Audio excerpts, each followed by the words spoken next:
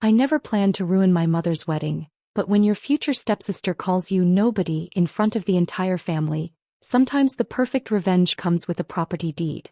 Before I tell you how I turned their dream wedding venue into their worst nightmare, let me know in the comments if you've ever been dismissed by someone who had no idea who you really were. Hit that like button if you believe karma comes with a real estate portfolio. This story is for you. My name is Olivia Morgan, and at 28 I was living what appeared to be two completely separate lives. To my mother and her new family, I was the disappointing daughter who did something in real estate and couldn't afford a decent car. In reality, I was the owner of Morgan Heritage Properties, a luxury venue and estate management company worth over $200 million. The irony? The exclusive Hamilton estate where my mother Patricia was planning her dream wedding to Richard Hamilton was actually mine. Not that anyone knew that, yet. Growing up in suburban Connecticut, it was always just Mom and me after Dad died when I was 8. We weren't poor thanks to Dad's life insurance, but Mom was always chasing the next level of social status. When she met Richard Hamilton, a wealthy widower with 2 daughters at a country club fundraiser, I knew everything would change. Richard's daughters, Ashley and Madison Hamilton, were walking stereotypes of old money privilege. Ashley, 26, worked as a social media influencer, while Madison, 24, managed their father's social calendar. Both treated me with the kind of calculated disdain that only comes from a lifetime of inherited wealth. "Oh, you sell houses?" Ashley had sneered during our first meeting. How quaint. What they didn't know was that by then, I already owned the company that managed their father's favorite golf club. My journey to secret success started with my father's death. While Mom threw herself into social climbing, I found comfort in studying the one thing Dad had loved most, historic properties. He'd been a restoration architect, and his old books became my escape. "Your father saw the soul in old buildings," my godfather, Marcus Sullivan, told me during one of our regular visits. As Dad's best friend and business partner, he became my mentor after Dad died. He could see past the decay to the potential underneath. It turned out I had inherited that vision. By 16, I could spot a property's hidden value better than most professional developers. Marcus noticed and started teaching me everything he knew about real estate investment and property management. "Your mother wants you to focus on college applications," he said during my senior year of high school, "but I have a different proposition." That proposition changed my life. Marcus had been quietly building a property management empire, and he saw in me the successor he'd never had. While Mom thought I was heading to state college with a partial scholarship, I was actually entering an intensive apprenticeship in luxury property development. "Learn everything," Marcus insisted. "Start from the ground up. Understanding every aspect of this business will be your greatest advantage." So I did. I worked as a housekeeper in luxury venues, learning what high-end clients really wanted. I trained with groundskeepers, understanding estate maintenance from the soil up. I shadowed event planners, absorbing the intricacies of the luxury venue business. All while taking online business classes and building a network that would later become invaluable. By 23, I had earned my first million through clever property flips that Marcus helped me structure. By 25, when Marcus was ready to retire, he sold me his company for a fraction of its worth, with one condition. "Keep your success quiet," he advised. "In this business, being underestimated is an advantage." I took his advice to heart, maintaining a modest appearance while building my empire. Mom remained blissfully unaware, too caught up in her social climbing to notice that my little real estate job was actually a growing fortune. Then came the Hamilton estate. I'd had my eye on the historic property for years. A stunning 50-acre estate with a Georgian mansion that had hosted New England's elite for generations. When it came on the market due to the owner's bankruptcy, I acquired it through one of my holding companies, renovated it to perfection, and turned it into the most exclusive wedding venue on the East Coast. So when Mom called, bubbling with excitement about her engagement to Richard Hamilton and their plans to marry at the most perfect venue in Connecticut, I had to bite my tongue. "We're having the wedding at the Hamilton estate," she gushed. "Richard's family used to be close with the previous owners, so he's sure they can get us a good rate from whoever owns it now." I managed to keep my voice neutral. "That's nice, Mom. I've heard it's beautiful." What followed was 6 months of watching my mother, Richard, and his daughters plan their perfect wedding at my property, all while treating me like an irrelevant observer. The breaking point came during the wedding planning weekend, 3 months before the big day. The entire extended family had gathered at the estate for a detailed venue tour and planning session. I arrived late, deliberately, driving my old Honda Civic that I kept specifically for family appearances. Ashley and Madison were already holding court on the grand staircase I had personally designed. "Oh look," Madison announced loudly as I walked in. "The real estate agent finally made it." "Actually," I started to correct her, but Mom cut me off. "Olivia, darling, couldn't you have dressed more appropriately? This is an important day." I looked down at my simple black dress, which probably cost more than Ashley's entire designer outfit, not that they'd recognize the subtle luxury brand. Richard's mother, Elizabeth Hamilton, swept over to join the conversation. Now, Patricia. Not everyone understands proper attire for such venues. Perhaps your daughter could help the staff with arrangements, since she has experience in property matters." Before I could respond, the estate's manager, Sarah Collins, appeared in the foyer. She froze momentarily upon seeing me. After all, I signed her paychecks, but caught my subtle head shake. "Welcome to Hamilton Estate," she began her usual introduction. "We're honored to host such a prestigious event." Yes, Ashley interrupted. "Daddy already told us about his family's history here. This is practically our second home." Sarah's eye twitched slightly. If they only knew who really owned their second home. The final straw came during the wedding planning meeting in the grand ballroom. As the family discussed seating arrangements, Madison turned to Mom with a concerned expression. "Where are we seating Olivia? She's not going to be at the family table, is she?" "She's nobody," Ashley declared dismissively. "Just seat her with the vendor staff since that's basically her level anyway." The room fell silent, waiting for my mother's response. And in that moment, when she simply continued discussing flower arrangements as if she hadn't heard the insult to her only daughter, I made my decision. Looking around the ballroom I had personally renovated, at the crystal chandeliers I had sourced from Venice, at the antique mirrors I had restored by hand, I knew exactly how this story would end.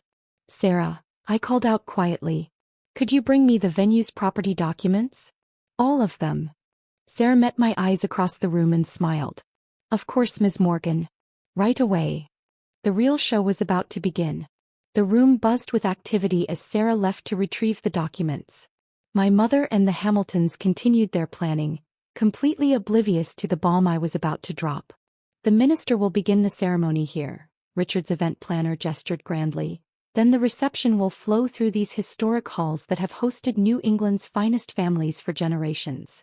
Ashley smirked in my direction. "Some of us understand the significance of such venues. Others, well, they're just lucky to be invited."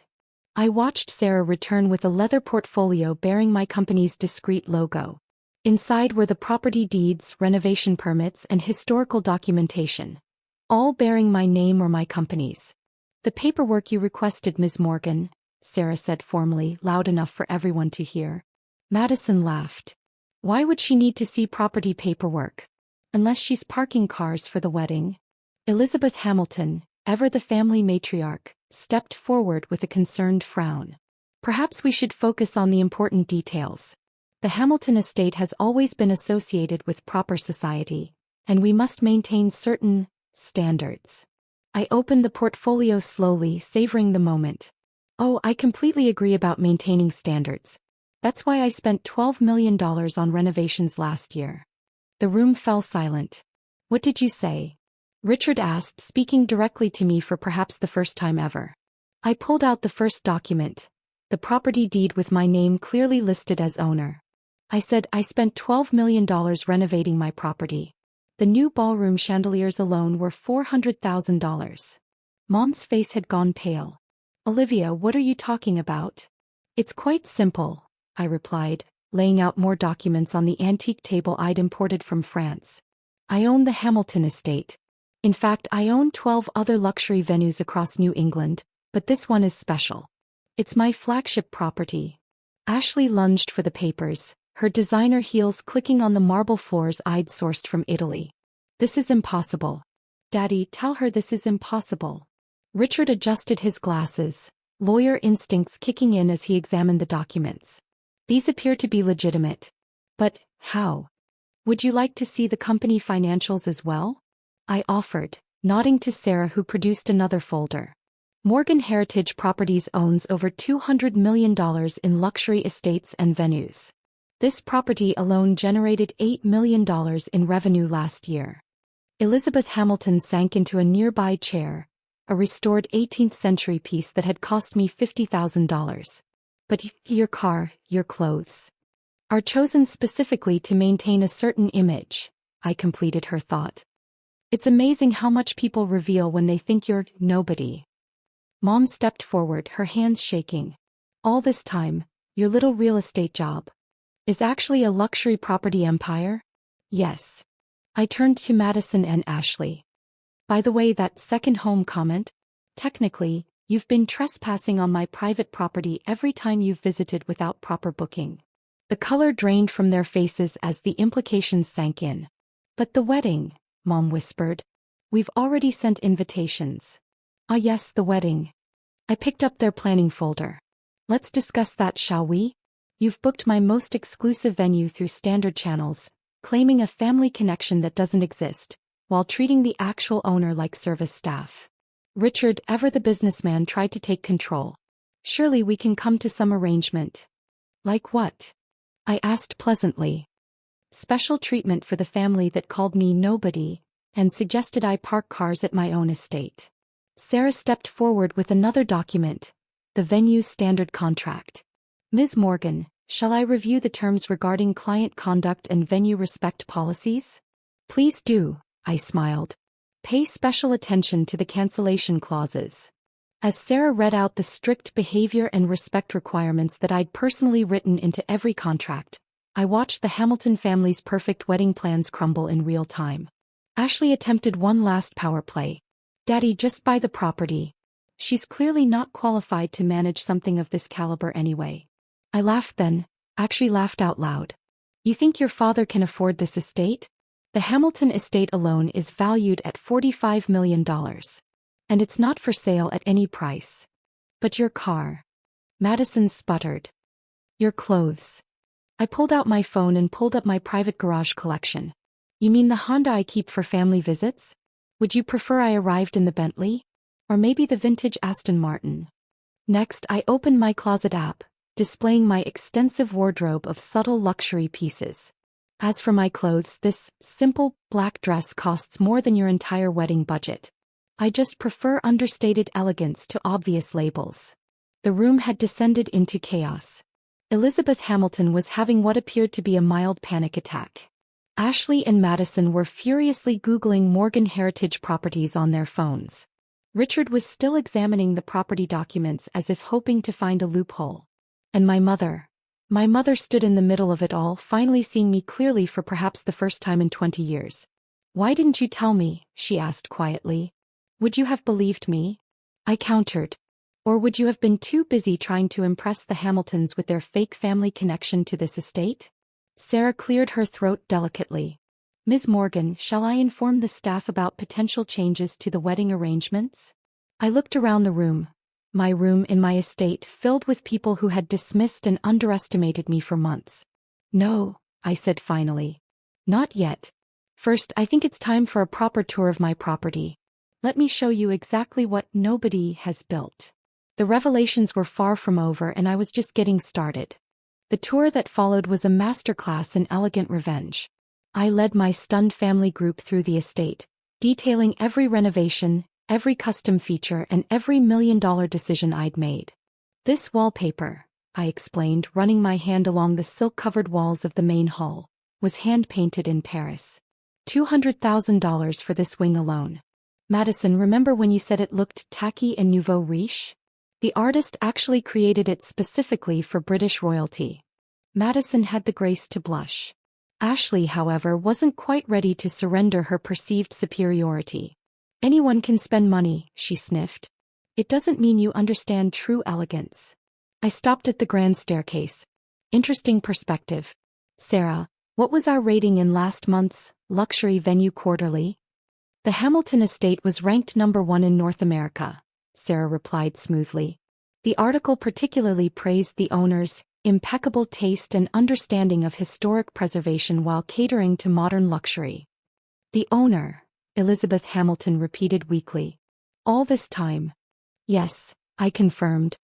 Every time you bragged about your family's connection to this estate, you were actually bragging about my property.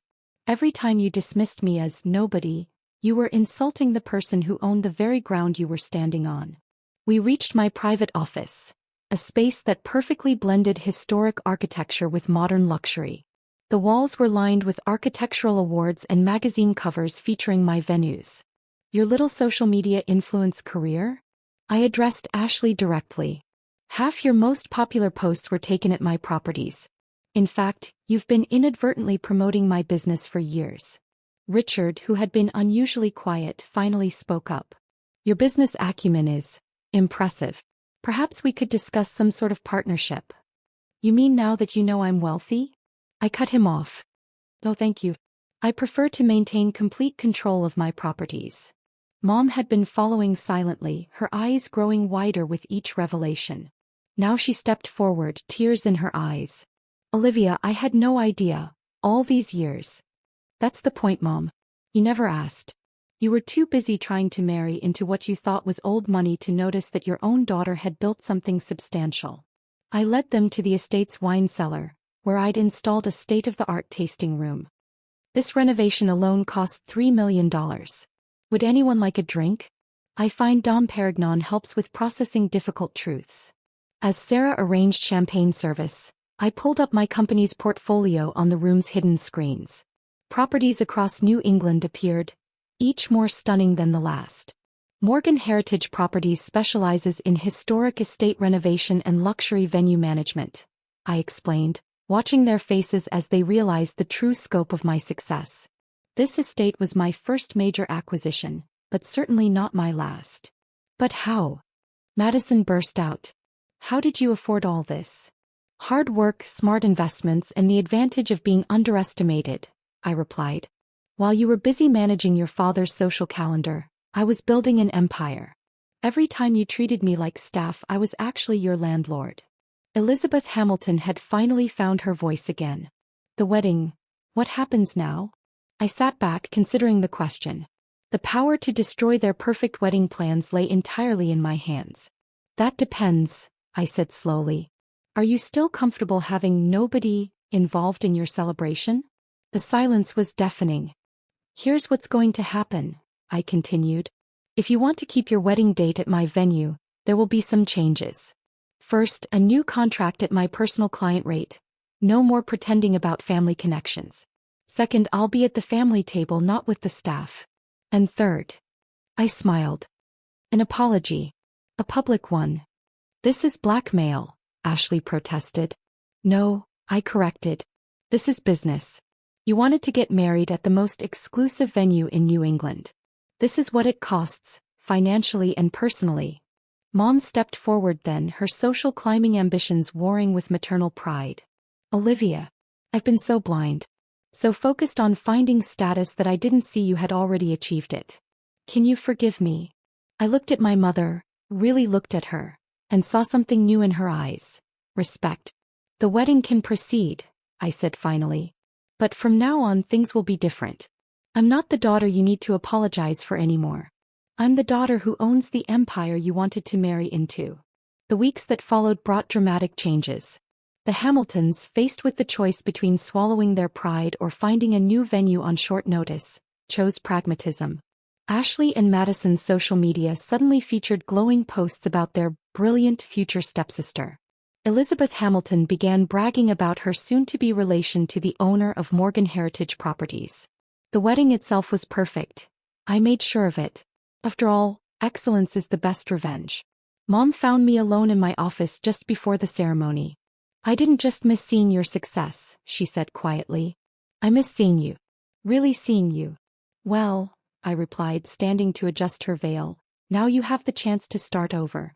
With your actual daughter, not the version you thought needed fixing. I'm so proud of you, she whispered. Your father would be too. As I walked my mother down the aisle of my estate, past the luxury I'd created and the success I'd hidden, I thought about all the times I'd been dismissed as nobody. Each slight had just been fuel for my fire, each dismissal another brick in my empire. The minister, reading from his notes, began, "We are gathered here today at the magnificent Hamilton estate." "Actually," I interrupted with a smile, "it's the Morgan estate now. After all, sometimes the best revenge isn't just success. It's making sure everyone knows exactly who succeeded." Have you ever been underestimated by family? Ever had to hide your success until the perfect moment? Share your story in the comments below. And if this tale of hidden triumph and sweet revelation resonated with you, don't forget to like and subscribe for more stories about success served with a side of justice. Remember, sometimes being nobody is the perfect cover for becoming somebody they'll never forget.